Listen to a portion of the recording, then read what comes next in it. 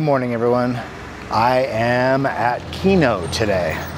Kino is basically like the fairgrounds. They have the sports center here. It is one of the larger outdoor / indoor shows.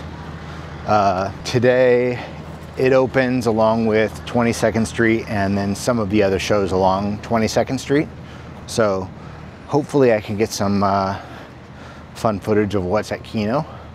I should also preface this series of Tucson gem shows with some of the videos are going to be pretty down and dirty without a whole lot of cinematics or massive editing, just because I kind of want to make it more of an experience. Yesterday's video at Jogs was a little bit short. I'm hoping to go back and grab some more footage over there and maybe talk to some of the vendors a little bit more. I know we talked to at least one. We talked to jewelrytools.com. I'm hoping to get maybe a couple interviews here at Kino, maybe run into some people I know, and basically give you guys kind of a basic rundown of what Kino looks like. It is, I'm gonna flip you around here. This is from the parking lot. So you can see the white tent here, another white tent there, big white tent, and then it goes way far back into the gravel parking lot. The gravel parking lot area tends to be a little bit more of the kind of decorative stuff, the housewares. You can find fossilized sinks to put in your house, large display pieces, huge crystals, you name it, you probably find it here at Kino. A lot of it is kind of the housewares, and some of it is a wholesale. Generally, the wholesale places will let you buy individual pieces. Sometimes you have to buy things by a flat, not just a single piece. So you do have to be aware of that. So today I did arrive about a half hour early. Since it's the fairgrounds and it's kind of an open area, you can start walking the grounds a little early, but not all the vendors are open. So go find some places to sit. Parking is really easy about a half hour before it opens. You won't have to do a whole lot of walking. So if you are inclined to waiting 30 minutes in your car, or even just walking around the fairgrounds, finding a parking spot about a half hour early is probably a decent thing to look for if you don't feel like doing a lot of walking from the car to the show. So I'm gonna start walking around, and it is approximately, it's 9:39 right now, and the show opens at 10. So I'll do a little walking around.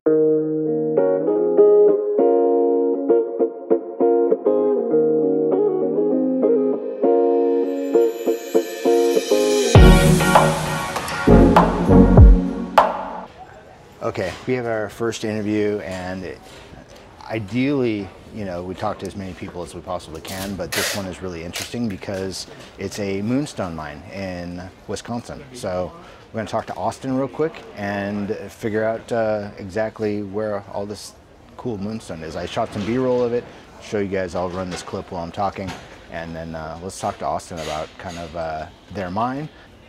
Hey, Austin. Hey there. So tell me about Wisconsin moonstone. Yeah, this is something we've been mining. We just started opened up Wisconsin's very first pay-for-dig site, where people can come they can mine for $35. They can dig up 15 pounds of material and pay for extra if they want to dig more. Nice. There's all kinds of nice little moonstones you can find. Come in here close. And some beautiful color. A lot of it looks a lot like labradorite, yeah, but it is a true moonstone. Beautiful. So you do a nice high dome. It's got a beautiful line flash that goes all the way back and forth. We just opened up. We've got a commercial pit there now too, where we dig and sell commercially, like down here in Tucson and at our store back in Wisconsin. Now, you primarily selling rough, or are you selling finished goods as well? It's a mix of both, and we're trying to add more and more finished stuff. We added new this year. We have like a lot of bracelets and stuff we do out of it too, and some other necklace pieces, things like that. Nice. Now, with your guys' business, are you selling online as well and shipping? We haven't started doing that yet. We just pretty much do it through the shows and okay, at the store, and a little bit online if people call us and ask for it. And you're at Kino this year for the entire show, yeah, right? Kino. Okay. We've been here for quite a few years now. This is our third year selling moonstone down here and stuff. Okay. Doing really well, yeah. So. And what is your second show? Where are you going next? Well, our other big wholesale show we do is in Denver. Awesome. We do for that one also in September.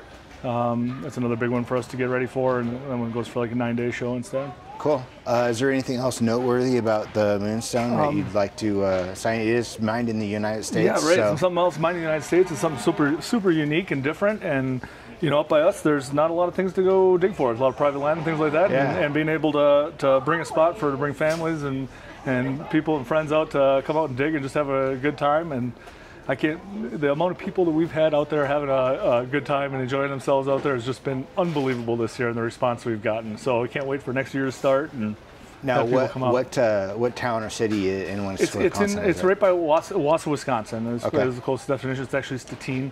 Okay. But it's in right by Wausau, Wisconsin, kind of dead center in the state.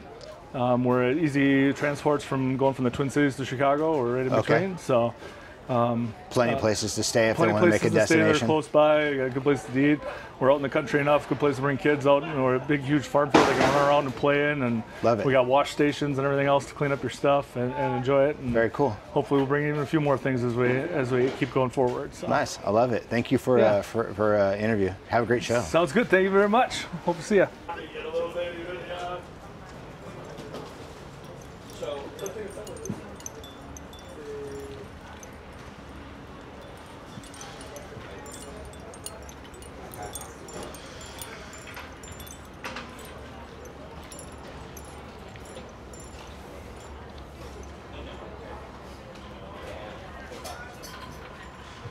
All right. So we are here with Shane. Shane runs Freshwater Jade, and you're out of Wisconsin as well? I sure am, yeah. Okay, awesome. Why don't you tell me about your business? Yeah, so I am the owner and operator of Freshwater Jade, and I am the artist behind all of the carvings, the earrings, that sort of stuff. So you're the actual lapidary artist as well? Yes, yeah, I'm cutting, carving everything that you see at my booth. Nice. So. Tell me about some of the jade you're selling. Yeah, so I'm working with jade from around the world. So nephrite and jadeite, and from just about any location I can get it. And it's materials that I want to work with myself. So it's materials that I'm providing are materials that I'm happy to sell to other people to start their own carving journey or work on a project that they're interested in. Nice. So you're selling finished stuff as well as lapidary material for other artists? Correct, yeah. What's your favorite to work with? I'm a nephrite guy. I love jadeites, but especially nephrite from Wyoming is probably my top. The snowflake, or not some necessarily of the the more pure? snowflake. I like if people are familiar with nephrite from Wyoming, their olives are kind of their more standard color, and I love them. They're a little bit more opaque, but they're very homogeneous. They're easy to work with, and you can carve just about anything with them. What's your favorite general? I know I say what's your favorite color jade. Most people think green. But there's so many different tones. There's so many different. There's mutton fat jade, and there's all different kinds of colors. It's all across the board. It changes for me. I really like a jade with really crisp color transitions. Okay. So sometimes you'll get these really cool, like alluvial boulders of jade that have washed down from the mountain into rivers, and they'll get these layers of mineral staining. Okay. And it'll create these really distinct layers, and sometimes that can create a really phenomenal carving because you have these really crisp edges of color. Yeah. It's quite rare, but some of my favorite stuff to work with, and you can find it kind of from around the world. Nice. So, yeah, it's pretty cool. My favorite color tends to be kind of like the apple green, the really nice crisp apple green. Oh yeah, I mean, who doesn't love that, right? And then I really like the some of the stuff from BC, and I know you can get it elsewhere too, but it has some of the metallic inclusions in them. Mm-hmm. Those are some of my favorites. Yeah, oh, absolutely. I really like Cassiar from BC with it's got tons of like chrome garnet in it, so there's these really bright green inclusions sitting on a green background. Love it. It's a super bright jade, really phenomenal to work with. Very cool. So what is the most noteworthy thing that you're hoping to get rid of at the show? I know, like, it's weird when it comes to artists because you say, yeah, I want to sell this, but then you look at it and you're like, do I really want to sell that? It's a tough question for me because there's things that I would love to see go, but at the same time, I don't mind having them. I've got a couple sculptures in my case here. Show me. A little dragon and an octopus that are some of the carvings I'm most proud of, and it would be really great to see them go, but at the same time, I'd be pretty sad. These were both, so the octopus up here and the dragon, they were both entries for the Monterey Bay Jade carving exhibition, and they're pieces that I've taken a lot of time on and I'm quite proud of. So, how long does it take to do, say for one example, one of those? Yeah, so This is Layla, the dragon here, and she's got about a month of work into her. Other projects in between occasionally, but for the most part, I'm working pretty consistently on a piece like that. So for somebody who sees Layla on the YouTube video and wants to pick her up, what does Layla cost? She's going for 10 grand. 10 grand? Mm-hmm. It's well worth every penny, I'm guessing. Yep. The details on it, the polish.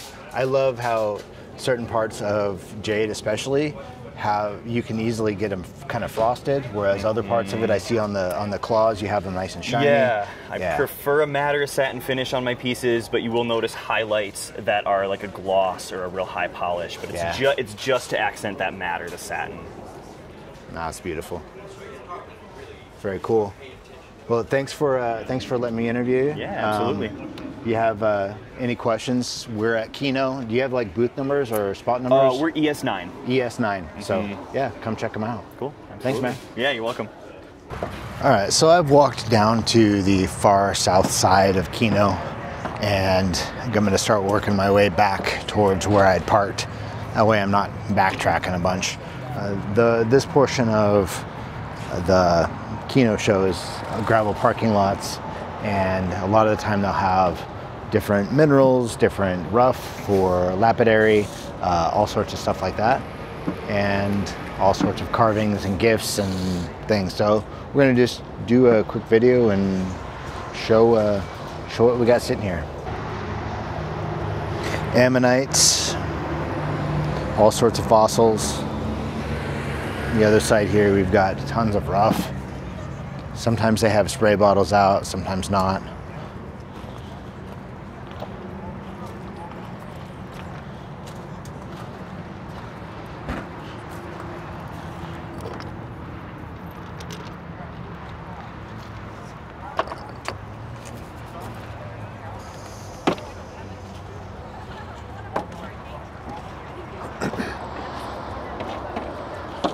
Go.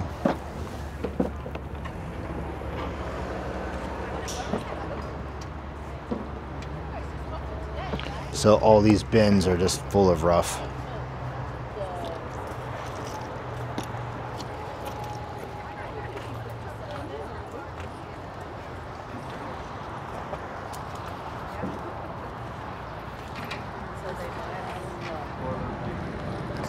Malachite, azurite.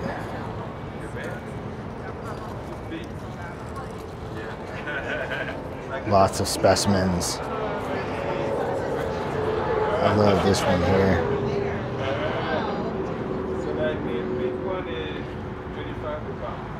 Beautiful stuff. The botryoidal ones look like little bubbles. Beautiful stuff. I always like malachite. Grape agates.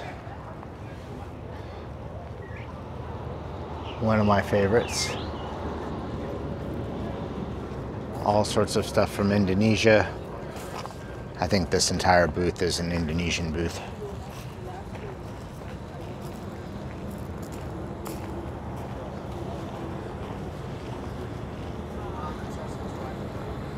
For fun. Okay, just like we'd kind of talked about, there's a whole variety of things that you can find at the gem shows. Some of it's gemstones, some of it's rough, some of it's a little bit of everything. Leather, woodwork. So there's all sorts of different artisans. I'm here with Rafael. Did I say that right? Yeah. All right. They're from Texas. I'm going to let him talk about what he's got going on here. It's a little bit of one of those businesses that isn't so gemstone centric, although they do sell some rock stuff. Let him talk about what's happening. So, hey man, how are you? Good, how are you? Not too bad. So over here we kind of have like not a lot of stuff compared to what we usually have, but we are like basically three business in one. Like over here we have the 3D wood art. Okay. And we got like all kinds of things, from chakras, owls, we got some Harry Potter stuff, and then we have the cutting boards and charcuterie boards. Very artistic over here. Those things are super popular nowadays too. Yeah. I didn't see the one with the. That's cool. That's beautiful. That reminds me of the ocean, kind of like the beach. I love it. Yeah. And then we got some more 3D wood art over here. And then like we have like some signs over there. Okay. And some really cool drawings, and some of them with some really cool messages and stuff. Very cool. You got a whole herd of signs. Yeah. I'll have to go through those. And over here, we have more charcuterie board. Okay. And we have our liquor dispensers made out of gemstones. Dear Lord, somebody's gonna want that. Yeah, they're pretty. They're made by these hands over here in Fort Worth. Nice. So they're made all within your guys' business. Yep, yeah. The business is in the garage of the house. Nice. Yeah. That's pretty awesome. A lot of small artists start off that way. I still primarily work out of my garage. Yeah, but but we also have like a huge shop over there that we had to put it on for the to make the 3D wood art. And these are, I'm guessing these are like leftovers from some of the other things, but they look so pretty. Like these are oh my God, I forgot. Like wine racks? Yes. Okay. The bottle racks, yes. I would imagine that, so I'll show them in a minute, but you've got some cylinders cut out over there, like candle holders or something like that. Yes, exactly. So I imagine you guys aren't having a whole lot of waste when it comes to what you guys do. Absolutely. We try to have as least waste as possible. That's cool. So we make like any kind of, like when we make the holes, that's exactly what we do. We make like the candles, forever burning candles. And yeah. Let's see what else you got over here. Oh, and then we have the blades, Damascus blades. Oh yeah, so I'm a bladesmith as well, for those of you guys who watch the channel. I don't do as much of it. I want to do more of it on the channel, but here's the candle holders. Yeah. Some of the other stuff. And then we use this oil over here. It's basically like a lamp. Yeah, lamp oil. Mm-hmm. Love it. And just look then you like got your bladesmith stuff. Yes, exactly. Here are the axes, and like I said, we don't have nearly as much stuff as we usually have over here. And these are hand forged, or are they? Yeah, these are all handmade. It's all made like with the company as well. Very cool. We got like our kitchen set over here. Do you mind taking one out? So yeah, absolutely. They are wrapped to keep them from rusting and stuff. A lot of people don't understand. They think like kitchen knives, and they think that they're going to be shiny forever. But when you're doing Damascus, you're mixing a carbon and a high carbon steel. And so you do get rusting and you do get patina. Mm-hmm. So it takes some maintenance over here. But yeah, they are. I love that Damascus pattern. They are nice. Yeah, and every Damascus pattern is like a thumbprint. Yeah. They're always different. Exactly. There's never going to be one exact the same. See, and then you got some basically wood slabs, woodworking stuff too. Yeah, this is actually the only place that we sell these, right here at the Mineral Show. We noticed that nobody else has it over here, and we have like, the contact, the network for it, so we decided, why not? This is Jasper. Oh, goodness. We all want a dog in the video, don't we? Yeah. Hi, buddy. How are you? He's a cutie. Okay, we are going to finish up the interview with Jay, the owner of the company, and here we go. Hi, Jay. Hello, how you doing? Not too bad. So how long have you guys been in business? We've been doing this since 2013. 2013. What's the most exciting new product that you guys have out now? The most exciting new product this year is probably going to be our newest product line is our 3D art. Yeah. So that is it's done with a laser, but we have to hand paint every layer and assemble it layer by layer. And that is our newest product line. Probably what we're most famous for is our stone candles and our stone liquor dispensers. Polished stone liquor dispensers. They go like hotcakes? Yeah, they do. We do. Yeah. We probably make 500 a year. That's pretty awesome. I love it. So, south parking lot of Kino, gravel area. Look for Jasper outside the tent. Look for Jasper. Awesome. Jasper loves everybody. Very cool. Thank you for taking the time for the interview. You're welcome. Thank you very much.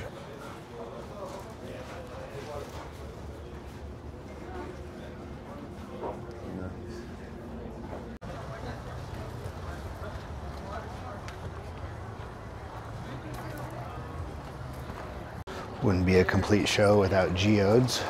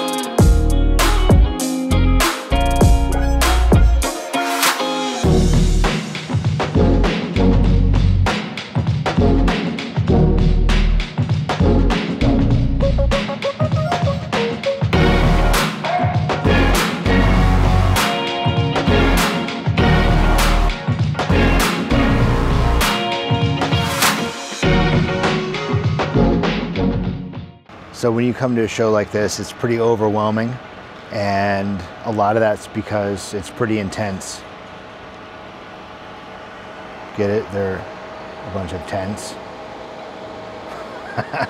Oh, that was terrible.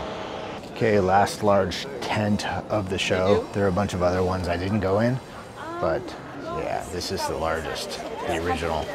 You might find findings here to find. So basically this is it. This is the big, big tent.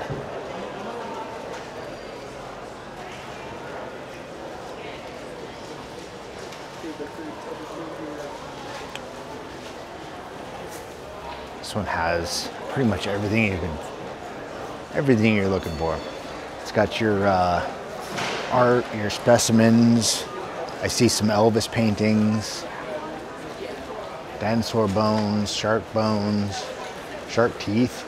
These are fun. All sorts of shark teeth. And these are sold by the flat, wholesale only. One thing you do have to be aware of when you are shopping around these kind of shows is that sometimes the table that you're at is a wholesale show. So sometimes they'll require you to buy it by the flat. They don't always let you buy it by the piece. But there's all sorts of cool stuff here.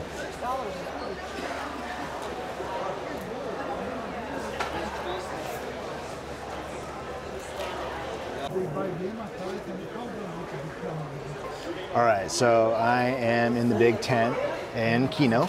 I'm here with Jasmine, and she works at C&I Beads. This happens to be one of my favorite bead dealers. They have several shows that they're going to be at, including the casino. You're at Kino, and then what was the other show? We're actually in Holodon as well, and 22nd Street. And 22nd Street. Yeah. So how long have you worked for C&I? Now about 7 years. Okay. 7 years now. What do you love about it? Probably the people. People? The people you meet, the people I work for, of Yeah. course. They're super nice group. I think I've seen you the last 5 years in a row now working the show. So I mean, we're familiar with. We've met each other before. Yeah. So this year, what is your favorite new material or favorite bead that you like? Well, right now I really like the green pectolite. It's like the green version of Larimar. Show me. Here, let me show you. Look at that. Oh, that's fantastic. Yeah, this one's definitely my favorite stone this year. I may have to pick up some of that. I think you convinced me. Yeah. Yeah. What seems to be most popular? Generally in past. I know this year it's hard to sell because you guys just opened today. Yeah, well, I always see that people like the chakra beads, the 7 chakras. Okay. Or the Super 7, anything that has a lot of like energy in it. Yeah. Definitely that. Or the Tiger's Eye. Tiger's Eye is Tiger's always Eye is a a good classic. one. It's been a classic for a long time. Yeah. Yeah. So Kino lasts for how long? Like a week and a half, 2 weeks almost? Almost 2 weeks. Almost 2 weeks? Yeah. Okay. And then Casino will be there until almost I think little over they a open week. the 1st, and I think they close on the 6th or 8th. Yeah. So, yeah, cool. Thank you so much. Thank you. If you guys are looking for a good selection of beads, C&I, as you can see above me here, fantastic place. They also have an online store. I've used them in the past, and if I can't find anything, I usually contact them and say, hey, you got this, and they usually do. So if you're walking around Kino or any of the other shows that I mentioned they'd be at, C&I is definitely a must stop. So Jasmine, thank you. Thank you. What are you going to do in your free time in Tucson? Sleep? Probably sleep, find some good food, some good taco spots, and Nice. call it a day. Awesome. Thank you so much for interviewing. Thank you. All sorts of fun wood carvings. Oh, they made Groot. He's my favorite. We have Otterson turquoise. All in one place, both cabochons and rough material.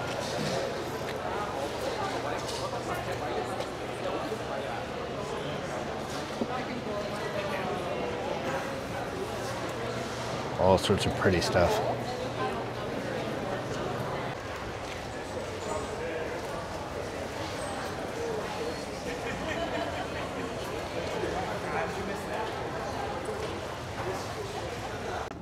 So largely that's Kino. Obviously there are a bunch of little tents and stuff like that that I didn't go into. There's a lot of leather and woodwork and all sorts of other small tents you can see behind me. Not all of them have the type of stuff that I'm particularly looking for, but it's fun to go in and talk to people and